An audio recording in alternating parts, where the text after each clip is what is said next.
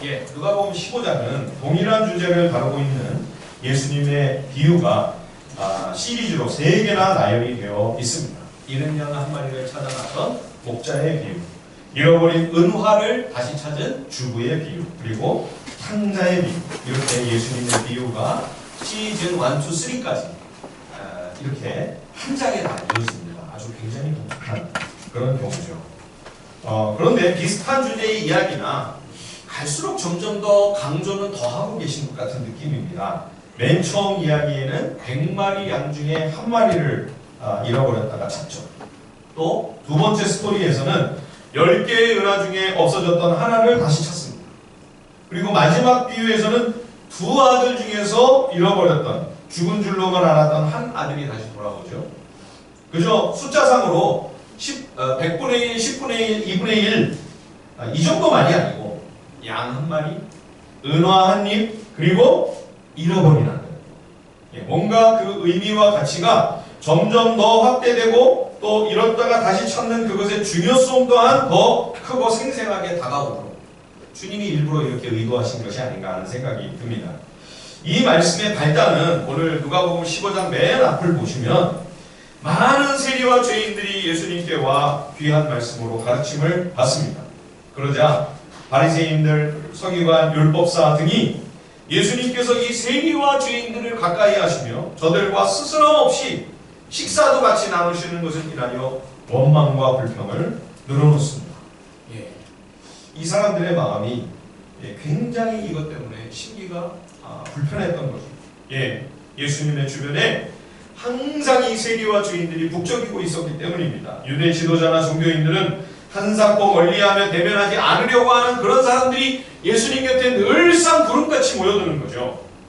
세상에서 손가락질 당하고 멸시 천대를 받으며 사람 대접 못 받던 이 세리와 죄인들이 자신들에게도 기회가 있다며 사람으로 유일하게 대우해 주시고 누구나 차별하지 않고 따뜻하게 환대해 주시는 예수님께로 뿌역뿌역 몰려드는 거죠. 이것이 유대 종교인들은 굉장히 언짢았습니다. 이들이 보기에는 유대 사회에서 세리와 죄인과 같은 이들은 이미 지옥의 불쏘시개나 다름이 없었기 때문입니다. 누가복음을 약 한 2달간 우리가 살펴보면서 물론 이제 3, 4월 또 우리가 잠깐 시편 갔다가 또 누가복음 나머지 부분을 보시겠습니다만 오늘날 이 시대의 교회가 예루살렘과 이 당시 유대 종교의 모습과 같이 바리새인의 공동체처럼 그렇게 되어가고 있는 것은 아닌가. 마음이 계속 이 말씀 앞에서 찜찜한 겁니다.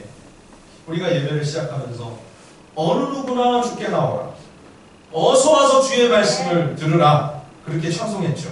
근데 여러분, 과연 오늘날 교회는 정말로 아무나 올 수 있는 안전한 곳입니까? 어떤 모습, 어떤 행색을 하고 이곳에 와도 주님이 아끼시는 한 사람이니 그 존재 자체로 소중하고 귀하게 존중받을 수 있는 교회는 오늘날 그런 곳입니까?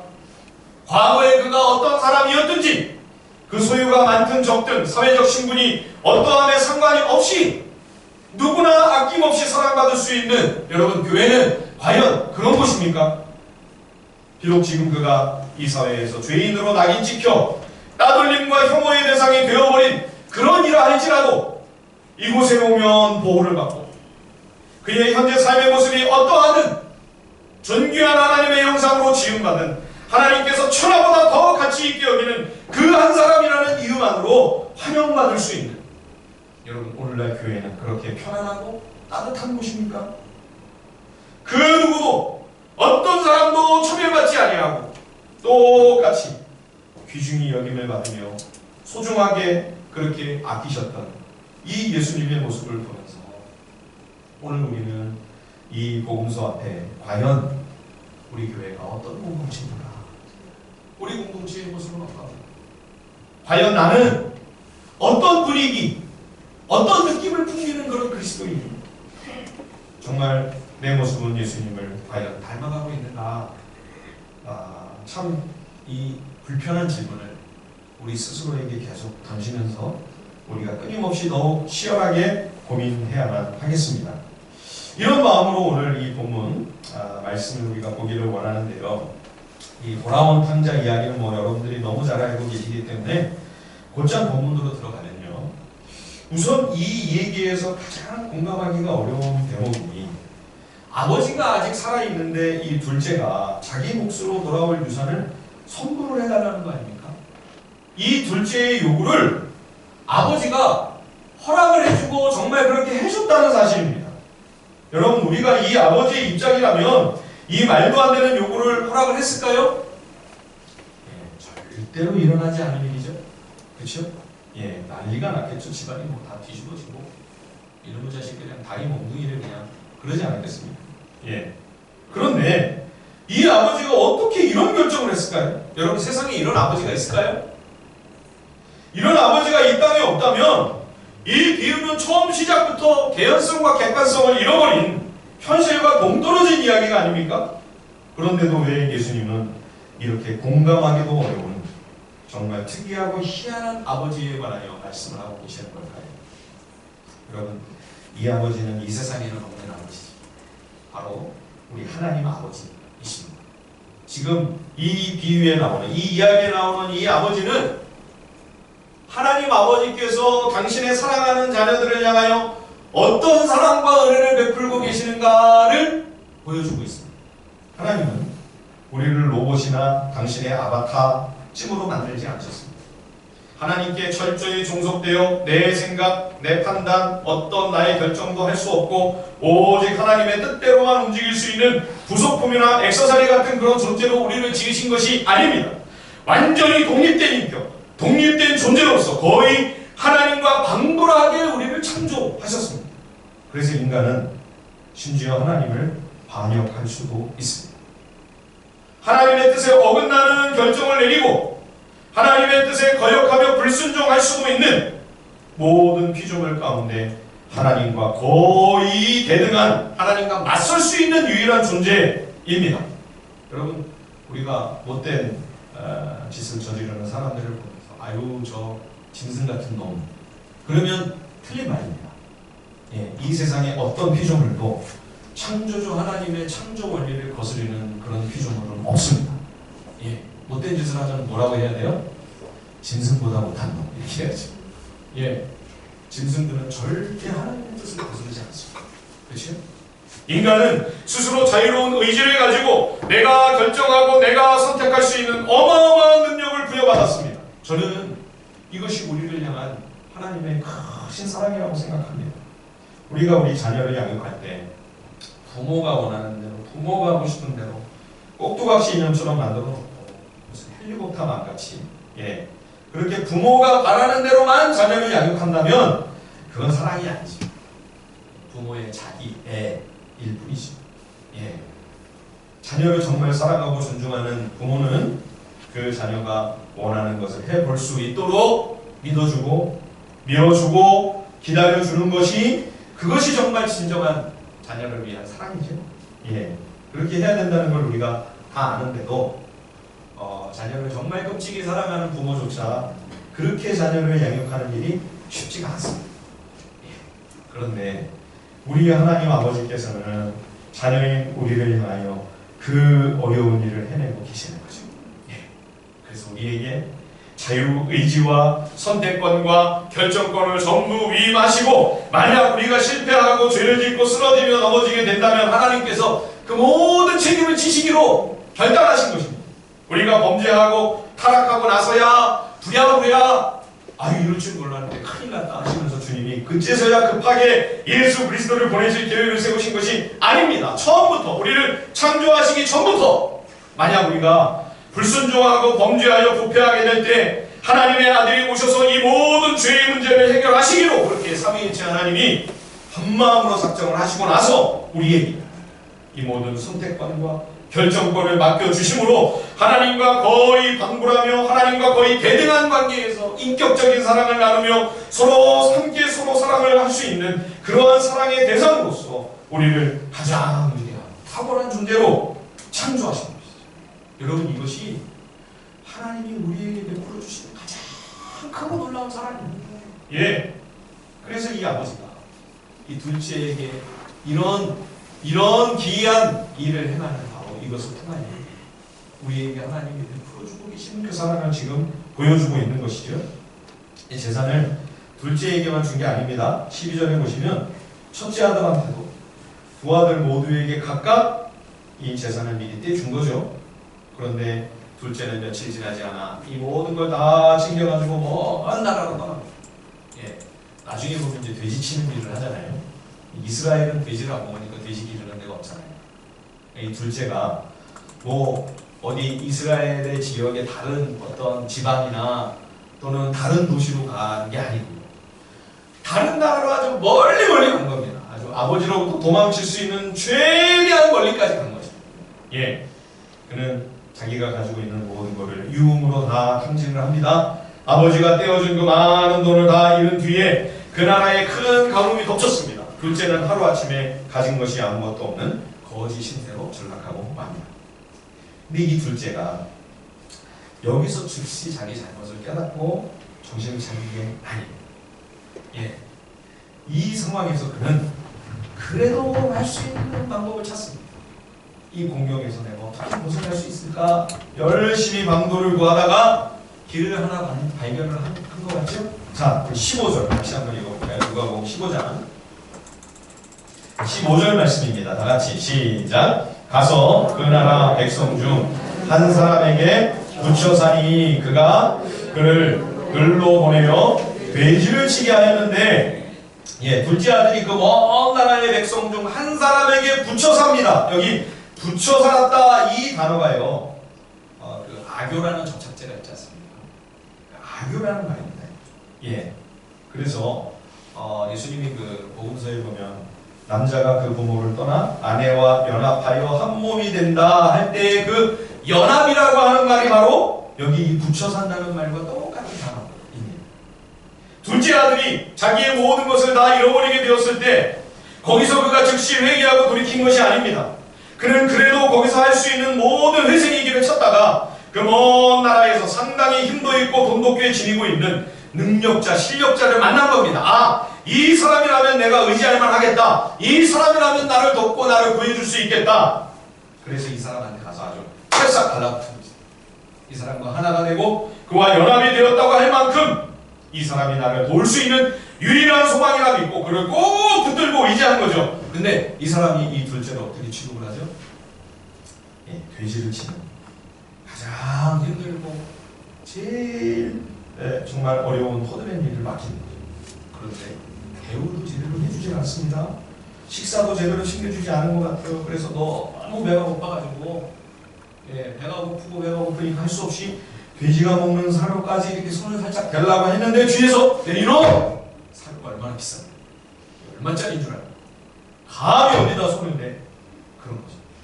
여러분, 예수님이 지금 이 얘기를 드라마틱하게 만드시려고 사실은 좀 과장하고 있다고 하는 생각이 드십니까? 그렇지 않습니다. 지금 이 둘째가 그 먼 나라에서 받는 이 대접은 대부분의 경우 이 세상에서 사람들을 대하는 보통의 방식이죠. 예, 세상은 인간을 하나님의 형상으로 지음받은 존재 그 자체만으로 귀히 여김을 받아야 마땅한 대상으로 결코 여기지 않습니다. 한 사람보다도 이익을 산출해내는 돼지 한 마리가 더 소중한 거죠. 인간의 굶주림을 해결하는 가장 기본적인 인권보다도 돼지 한 마리 잘 먹이는 일이 더 급하고 중요한 우선순위인 것입니다. 거라사 광인은 예수님이 살리신 사건을 우리가 살펴봤습니다. 한 사람의 인생이 피폐하게 되어 폐인같이 살고 있는 그 상황에서 예수님이 그 한 영혼을 구하셨습니다. 그런데도 사람들은 더 큰 손해를 입을까 두려워 예수님을 내쫓아버리죠. 한 사람, 한 영혼, 한 생명의 가치보다 당장 돈이 더 중요하고 물질적인 이익이 더 큰 가치가 되어버린 것입니다. 여러분, 오늘 이 세상에서 우리가 흔히 만나는, 흔히 겪는 상황이 아닙니까? 세상에 이 끔찍한 실상을 깨닫게 된 둘째 아들이 그제야 비로소 깨닫습니다. 아, 나를 있는 모습 그대로 가장 소중하고 가치 있게 귀하게 아껴주는 사람은 아버지뿐이로구나. 아버지뿐이로구나. 그가 어려운 처지에서 만난 이 부자가 자기를 살려 일으킬 구원의 밧줄인 줄 알았는데 알고 보니 썩은 동아줄인 거죠. 여러분, 절대로 썩은 동아줄 붙들지 마십시오. 썩은 동아줄 줄 부탁하십시오. 구원의 밧줄은 오직 하나님 한 분뿐입니다. 예. 여기서 비로소 이 둘째가 제정신을 차리기 시작합니다. 그래서 그는 아버지의 집으로 돌아가기로 마음먹습니다. 그러나 전과 다름없는 아들의 신분으로 돌아가 아버지 얼굴을 배울 수는 없는 거죠. 벼룩도 낯짝이지. 그렇죠? 자, 18절 19절 말씀을 보십시오. 내가 일어나 아버지께 가서 이르기를 아버지 내가 하늘과 아버지께 죄를 지었사오니 지금부터는 아버지의 아들이라 일컬음을 감당하지 못하겠나이다. 나를 꿈꾼의 하나로 보소서 하리라 하고 아버지 내가 죄를 지었습니다. 가서 잘못을 시인하고 그저 품꾼한 사람으로라도 나를 받아달라. 그렇게 이제 간청한 마음을 먹은 거죠. 여러분 이 둘째의 죄가 무엇입니까? 아버지 없이도 돈만 있으면 얼마든지 행복하고 만족스럽게 가장 기쁘고 행복한 삶을 살 수 있을 것이라 여기고 마음대로 아버지와의 관계를 끊고 아버지를 멀리 떠나 아버지를 등지고 자기 인생에 스스로 주인 행세를 한 것 이것이 죄죠. 예. 아버지의 모든 것을 자기 걸로 여겼습니다. 아버지의 소유인데 내 것인 줄 알았습니다. 그래서 아버지의 것이므로 아버지의 기뻐하시는 뜻대로 이것을 사용해야 되는데 내 건 줄 알고 오직 나의 만족과 나의 즐거움을 위해 아버지의 것을 전부 낭비하고 허비하고 탕진했습니다. 이것이 죄죠. 모든 것을 다 잃었을 때에도 그는 이 세상에 자신을 도울 희망이 남아있다고 여겼습니다. 구원자가 분명히 있을 것이다. 그래서 끝까지 인간의 지혜와 세상의 방식으로 자기 힘으로 한번 해결을 해보려고 했습니다. 그러나 하나님이 아니면 길이 없구나. 오직 주님만이 나의 도움이시고 구원이심을 깨닫게 됩니다. 그래서 오직 하나님 한 분만을 바라보며 주님만 의지하는 것. 여러분 이것이 진정한 회개이지요. 아들은 아버지의 종들 중에 하나로만 받아주셔도 만족스러웠습니다. 집안에 많은 노예들이 있는데 그 가운데 하나 정도라도 그렇게만 여겨주셔도 감지덕지이고 이제 힘과 정성을 다해 남은 세월 아버지의 은혜에 충성스럽게 보답을 하겠습니다. 그런 심정으로 돌아온 거죠. 네, 아버지의 생각은 다. 예.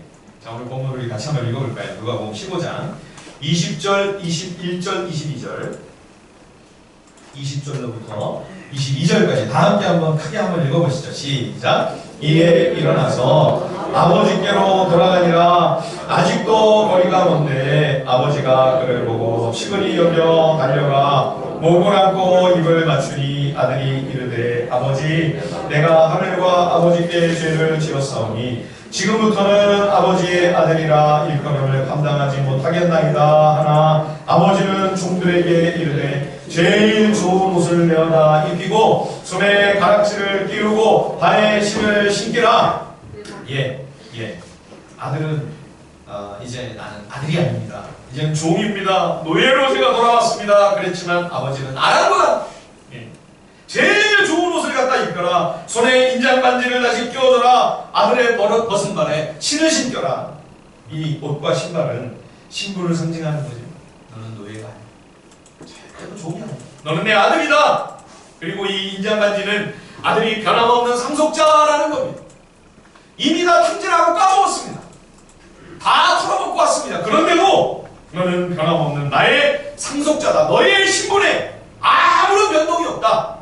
예, 모든 사람들 앞에서 선포하는 거죠. 둘째 아들이 아버지의 것을 자신의 것으로 여기고 자기가 주인이 되어 자신의 탐욕대로 살아갈 때에는 그의 아들의 신분을 잃어버리고 말았습니다. 짐승만도 못한 그러한 존재로 한없이 추락했던 것이죠. 예, 여러분 인생이 나를 지으시고 창조하신 아버지를 등지면 그 존귀한 신분을 그 존재의 그 귀한 가치를 잃어버리게 됩니다. 빼앗기게 됩니다. 그러나 이제 그가 연약하고 하찮은 피조물로서 정말 아버지 앞에 얼굴을 들 수 없는 죄인으로서 이제는 제가 종으로 살아가겠습니다. 아버지 품에 돌아오자 아버지는 단숨에 그의 신분을 아들로 다시 회복시킵니다. 여러분 이것이 우주의 창조 원리입니다. 하나님께서 지으신. 예, 우리가 하나님의 피조물임에도 불구하고 하나님의 자리를 찬탈하고 빼앗아 스스로 왕이 되고 주인이 되려고 하면 한없이 천단하고 비참한 처지로 우리가 나락으로 떨어지게 됩니다. 그러나 하나님을 진정 주인으로 왕으로 모시고 티끌과 먼지요 흙에 불과한 그런 연약한 인생임을 깊이 깨닫고 창조주 앞에 겸비하여 주의 종으로 살아가겠습니다 하며 주님은 그를 종이 아니라 노예가 사랑하시는 아들, 딸로 대우해 주십니다. 영광스럽고 존귀한 자녀의 신분으로 지극히 높여주시는 것입니다. 그런데 여러분, 돌아온 이 둘째로 인한 아버지의 즐거움이 이쯤에서 멈추진 않습니다. 예, 그래서 동네 사람들을 다 풀어모아 잔치가 시작이 됩니다. 자, 23절, 24절 누가복음 15장 23, 24절 같이 한번 읽어볼까요? 시작! 그리고 살찐 송아지를 끌어다가 잡으라. 우리가 먹고 즐기자. 이에 내 아들은 죽었다가 다시 살아났으며 내가 잃었다가 다시 얻었노라 하니 그들이 즐거워하더라. 예, 아버지는 이 아들을 정말 잃어버린 줄 알았죠. 예, 어디 가서 죽었나? 이 땅에서는 다시 정말 만날 수가 없는 건가? 그렇게 상심하고 있었는데 멀쩡하게 이 아들이 나타나고요. 살아서. 예, 얼마나 감동스러웠을까요? 창세기에 그 야곱이 그 애지중지 이뻐하고 그 하나들만 채색 옷을 입혀서 그렇게 희귀 여기던 요셉을 잃어버렸잖아요. 그렇죠? 진짜 광야에서 맹수들에게 찢겨 죽은 줄로만 알았죠. 근데 그 아들이 이집트에서 살아있다. 심지어 총리의 신이 되었다. 얼마나 감격스러웠을까요? 꿈이냐 생시냐 하지 않았겠습니까? 예. 그게 지금 이 둘째가 돌아오자 이 아버지가 그 가슴속 깊은 곳으로부터 샘솟는 이 기쁨을 가눌 길이 없어서 이건 집안잔치로는 안 됩니다. 예, 송아지를 한 마리 잡습니다. 예. 저희 부친께서 목회를 하셨던 그 농촌 마을이 산으로 이렇게 큰 산으로 이렇게 둘러싸여 있는데 거기에 집이 한 150% 정도가 있었습니다. 시골치고는 꽤 큰 마을이죠. 근데 그런 큰 동네에서요 돼지 한 마리를 잡잖아요. 그럼 동네 잔치를 하고 돼지 한 마리가 이렇게 대단한 거구나. 저는 몰랐어요. 동네 잔치를 해서 한 마리를 가져가지고 심하게 잔치를 합니다. 예, 그러니 여기 돼지도 아니고 살신 송아지를 잡았어요. 그렇죠? 아주 서울이한 잔치가 벌어졌어요. 예, 저는 이제까지 누가복음을 묵상하고 또 복음서를 묵상하면서 이 잔치에 별로 이렇게 주목을 못했었어요. 복음서에 이렇게 잔치가 많이 나오나? 누가복음에 이렇게 잔치가 많이 나오나? 이번에 이 잔치라는 이 단어가 제 눈에 확 들어오는. 누가복음 5장에 보시면 세리 마태가 예수님의 제자로 부름을 받았습니다. 그는 그 은혜에 너무 감격해서 자신의 집에서 큰 잔치를 엽니다. 그러니까 비슷한 처지에 있는 죄인들이 다 몰려왔어요. 도대체 무슨 일이 벌어졌길래 이 짭짤한 직업을 저 마태가 때려치고 저런 사람을 쫓아가려고 하는가 다 궁금해서 왔겠죠. 그죠? 세리와 죄인들이 이 잔치에 가득한 거예요. 주님이 신나셔서 먹고 마시면서 주님의 말씀을 증거하시고 하나님 나라 복음을 선포하시고, 그죠? 그런데 옆에서는 또 와가지고 세례 요한의 제자들은 금식하는데 왜 당신의 제자들은 금식하지 않냐? 그러니까 예수님이 기가 막혀서 반문하시지 않습니까? 혼인잔치에 지금 손님들이 신랑과 함께 있는데 굶겠냐? 말이 되냐 그게? 지금 예수님이 이 땅에 오셔서 생명과 구원의 잔치가 열리고 있다는 말씀입니다. 그래서 예수님의 사역은 늘 잔치입니다. 사람들을 만나 저들의 이야기를 들어주시고 같이 먹고 마시며 하나님 나라 복음을 선포하시고 예수님이 계신 곳에는 늘 기쁘고 즐거운 성대한 잔치가 열립니다. 바리새인 시몬의 집에서도 예수님을 초대하여 잔치가 열렸습니다. 여기에 죄인인 한 여인이 주님께 나오게 됩니다. 눈물로 주님의 발을 씻고 그 머리털로 닦고 그 발에 입을 맞추며 자신의 옥합을 깨뜨려 향유를 주님께 붓는 역사상 가장 위대한 예배의 사건이 바로 바리새인 시몬 집에 열렸던 이 잔치에서 일어나게 되죠. 또 누가복음 9장에 보면 예수님이 벳세다 광야에서 잔치를 여십니다. 오병이어를 가지고 아무것도 없고 무리들만 수만 명이 있는데 거기서 그 빈들에서 오병이어를 가지고 천국 잔치를 열어요. 모두 다 배불리 먹고 남은 것이 뭐 12강주리나 됐다고 하잖아요. 그렇죠? 누가복음 14장에 보면 잔치나 만찬을 베풀 때 친구나 친척이나 부족함이 없는 부요한 이웃을 부르지 말고 가난하고 가진 소유가 없어 도저히 갚을 길이 없는 그런 이웃을 초대하여 그런 이들을 섬기며 그런 이들에게 긍휼과 자비와 잔치를 베풀어주라 주님이 말씀하십니다. 왜냐하면 하나님 나라 잔치는 바로 그런 곳이기 때문입니다. 주님은 이와 관련하여 큰 잔치의 비유를 말씀하기도 하셨습니다. 어떤 주인이 성대한 잔치를 준비했습니다. 초대장을 다 보냈습니다. 그런데 시간이 임박하자 그냥 기다리고 있는 게 아니에요. 종들을 또 보내. 초청했던 사람들에게, 초대장을 보냈던 사람들에게 종들을 다 보내서 이제 준비가 끝났습니다. 오셔서 그냥 잔치를 즐기기만 하시면 됩니다. 이 잔치에 오기를 바라는 주인의 열정을 우리가 느낄 수 있죠. 그런데 다 하나같이 핑계를 대며 안 오는 겁니다. 나는 밭을 샀는데, 나는 장가를 갔는데, 나는 소를 샀는데. 그러자 주인이 낙심하지 않습니다. 그러면 시내와 거리와 골목을 다 골목골목 누비면서 초대받지 않는 사람들을 다 이 잔치에 불러와라. 대단한 잔치를 준비한 이 주인, 할 수만 있으면 한 사람이라도 더 이 잔치에 사람들이 와서 이 기쁨과 즐거움을 누리기를 얼마나 깊이 열망하고 열망했는가, 그 열정이 느껴집니다. 그런데 그래도 이 잔치에 자리가 남아 있었습니다. 그러니까 여러분, 얼마나 어마어마한 잔치를 준비한 거예요 도대체. 그죠? 성경의 맨 마지막 결론도 잔치입니다. 계시록에 보면 하나님 나라가 완성될 때 그 절정은 어린 양의 혼인잔치가 시작되는 장면입니다. 어린 양 예수 그리스도, 신랑이신 주님과 그리스도의 정결한 신부 교회가 영원토록 기쁨과 감격의 흥겨운 잔치를 끝없이 벌이는 곳, 여러분, 그곳이 하나님 나라예요. 그래서 지금 예수님이 장차 거기서 영원토록 있게 될 그 영원한 잔치를 지금 맛보기로 하고 계시는 겁니다. 주인들과 세리들을 불러 저들과 함께 먹고 마시며 이 한 사람 한 생명 한 영혼을 구원하여 영원한 잔치로 이끄는 그런 천국 잔치 모형이 지금 벌어지고 있었던, 예수님의 사역은 결국 잔치에서 시작해서 잔치로 영원히 이어집니다. 요한복음에 보면 예수님의 공생의 사역이 가나 혼인잔치에서 시작이 되었습니다. 그리고 그 사역의 궁극적인 열매는 바로 하나님 나라 어린 양의 혼인잔치입니다. 아버지께서 큰 잔치를 시작하셨습니다. 이미 그 잔치가 열렸어요. 시작이 돼서 문이 활짝 열렸어요. 그리고 그 초대장을 우리 한 사람 한 사람에게 주시기 위해 예수님이 그 초청장을 들고 오신 것입니다. 예수님의 십자가의 피로 얼룩진 그 초대장을 우리 한 사람 한 사람에게 나눠주시기 위해 예수님이 이 땅에 오신 거예요. 이 영원한 잔치, 이 훌륭한 잔치, 우리에게 끝없이 준비되어 있기에 예수님은 이 영원한 기쁨과 희열과 행복에 참여할 당신의 제자들에게 이 땅에서 잠깐 저마다 인생 가운데 놓여있는 그 고통의 십자가를, 그 제자의 몫에 태인 십자가를 기꺼이 지고 가라고 도전하고 계시는 것입니다.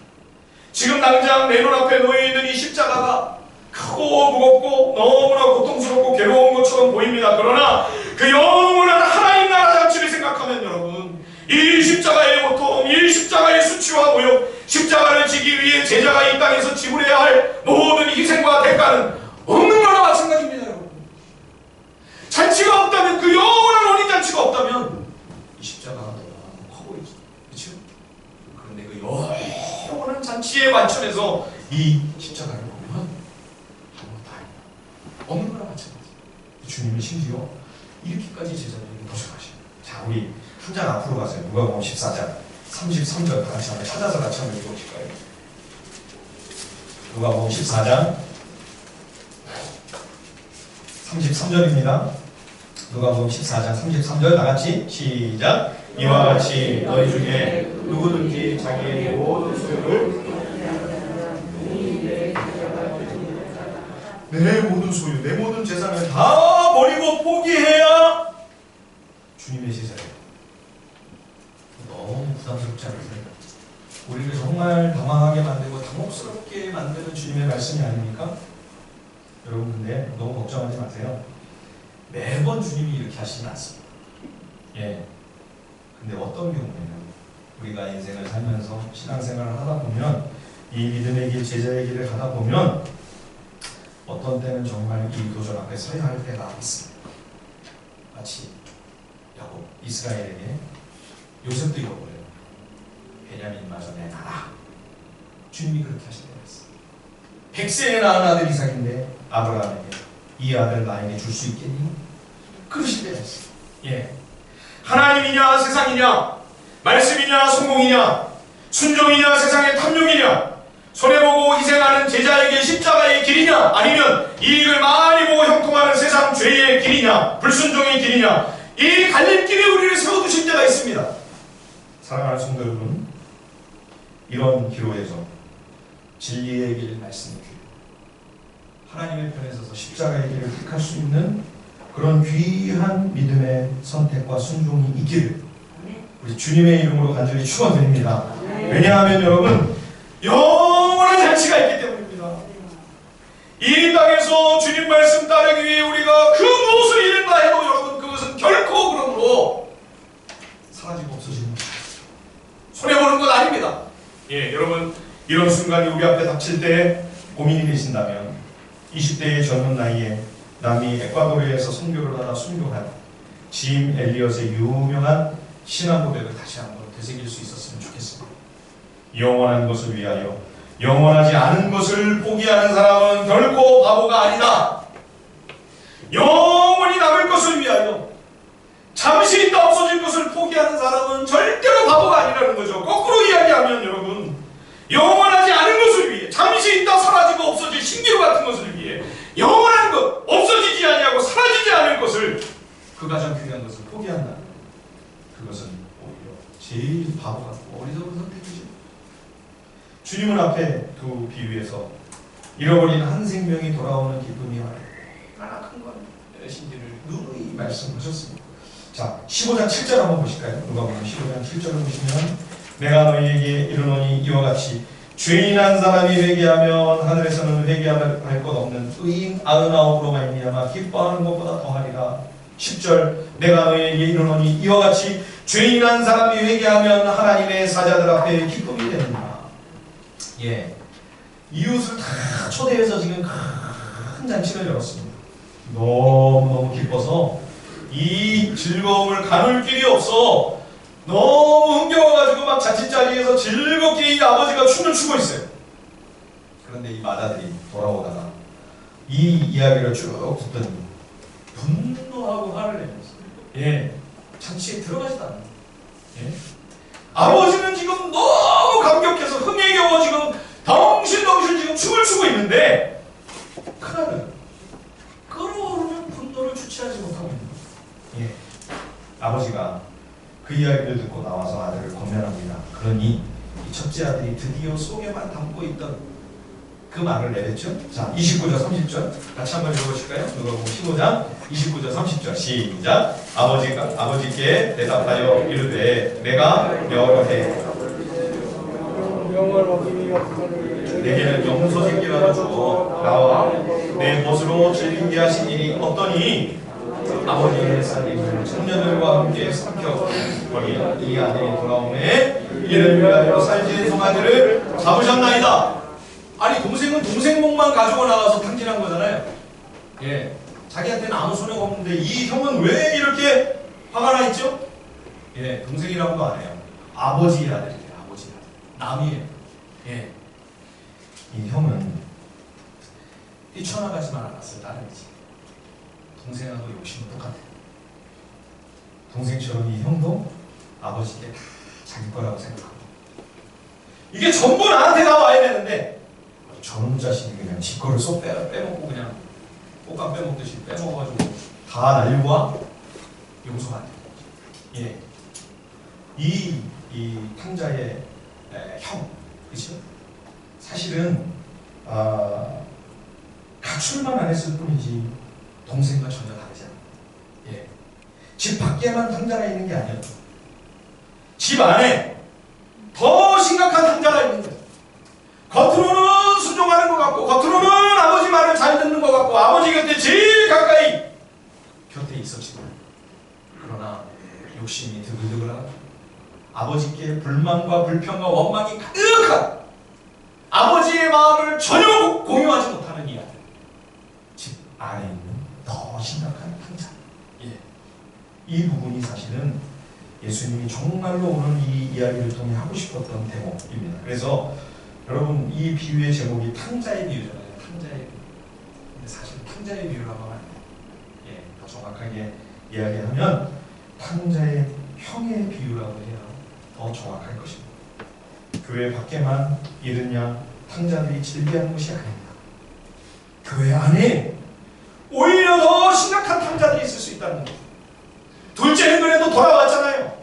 아버지의 사랑을 알아요. 아버지의 은혜를 알아요. 그리고 겸손하게 종로로 달려가는 마음까지 지금 돼 있어요. 그런데 집안에 있는 이 형은 전혀 아버지의 은혜도 모르고 아버지의 사랑도 모르고